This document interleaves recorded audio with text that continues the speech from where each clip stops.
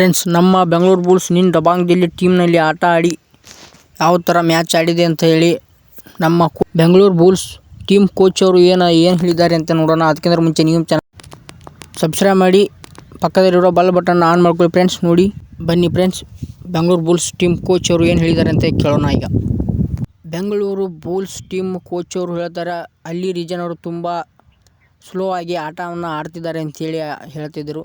ಸ್ವಲ್ಪ performance slow ಆಗಿರೋದ್ರಿಂದ ನಮ್ಮ ಟೀಮು ಮುಂದೆ ಹೋಗಲ್ಲ ಅಂತ ಹೇಳ್ತಿದ್ರು ಬೆಂಗಳೂರು ಬುಲ್ಸ್ ಕೋಚ್ ಅವರು. ಆಗಲಿ ಅಲ್ಲಿ ರೀಜನ್ ಸ್ವಲ್ಪ ಸ್ಟೆಪ್ಪನ್ನು ಚೇಂಜ್ ಮಾಡಿ ಸ್ವಲ್ಪ ಆಟವನ್ನು ಸ್ಪೀಡಾಗಿ ಆಡಿದ್ರಿಂದ ಟೀಮು ಒಟ್ಟಾಗಲಿ ಈಗ ಟಾಪಲ್ಲಿ ಬಂದಿದೆ ಅಂತ ಹೇಳ್ತಿದ್ದಾರೆ ಈಗ ಬೆಂಗಳೂರು ಬುಲ್ಸ್ ಟೀಮ್ ಕೋಚ್ ಅವರು.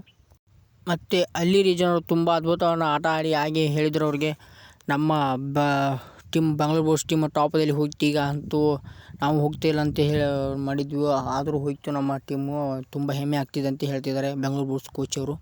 ಮತ್ತು ಹಾಗೆ ಯೋಗೇಶ್ ಅವರು ಕೂಡ ತುಂಬ ಪಾಯಿಂಟ್ಸನ್ನು ತೊಗೊಂಡಿದ್ರು, ಚೆನ್ನಾಗಿ ಬೋನಸ್ ಪಾಯಿಂಟನ್ನು ತೊಗೊಂಬಂದಿರು. ಅವರು ತುಂಬ ಅದ್ಭುತ ಅಂತ ಆಟ ಆಡಿದ್ದಾರೆ ಅಂತ ಹೇಳಿ ಕೋಚ್ ಅವರು ಹೇಳ್ತಿದ್ದಾರೆ. ಹಾಗಾಗಿ ನಮ್ಮ ಟೀಮು ಟಾಪಲ್ಲಿ ಬರೋಕ್ಕೆ ಸಾಧ್ಯ ಆಯಿತು, ಇಲ್ಲಾಂದರೆ ಟೀಮು ಟಾಪ್ 3ಯಲ್ಲಿ ಬರೋಕ್ಕೆ ಸಾಧ್ಯ ಆಗ್ತಿರಲಿಲ್ಲ. ಒಂದು ಪಾಯಿಂಟ್ ಹಿಂದುಳಿತಿರುವುದು. ಆಗಾಗಲೇ ಟೀಮು ಪಾಯಿಂಟ್ 4ರಲ್ಲಿ ಇತ್ತು, ಟಾಪ್ 4ರಲ್ಲಿ, ಈಗ ಟಾಪ್ 3ಯಲ್ಲಿ ಬಂದಿದೆ. ನಮಗೊಂದು ತುಂಬ ಹೆಮ್ಮೆ ಆಗ್ತಿದೆ ಅಂತ ಹೇಳ್ತಿದ್ದಾರೆ ಬೆಂಗಳೂರು ಬುಲ್ಸ್ ಕೋಚ್ ಅವರು. ದಬಾಂಗ್ ದಿಲ್ಲಿ ಟೀಮ್ನಲ್ಲಿ ಆಟ ಆಡಿ ನಮ್ಮ ಬೆಂಗಳೂರು ಬುಲ್ಸಲ್ಲಿ ಗೆದ್ದು ಟಾಪ್ 3ಯಲ್ಲಿ ಬಂದಿದೆ. ಈ ಸಲ ಕಪ್ ನಾವೇ ಗೆಲ್ತೀವಿ ಅಂತ ಹೇಳಿ ಕೂಡ ಹೇಳ್ತಿದ್ದಾರೆ ಬೆಂಗಳೂರು ಬುಲ್ಸ್ ಟೀಮ್ ಕೋಚ್ ಅವರು. ಹಾಗೆ ಕೂಡ ಈ ವಿಡಿಯೋ ನಿಮ್ಗೆ ಇಷ್ಟ ಆದರೆ ಲೈಕ್ ಮಾಡಿ, ಶೇರ್ ಮಾಡಿ, ಸಬ್ಸ್ಕ್ರೈಬ್ ಮಾಡಿ. Thank you all friends. ಹೀಗೆ ಕೂಡ ಸಪೋರ್ಟ್ ಮಾಡಿ.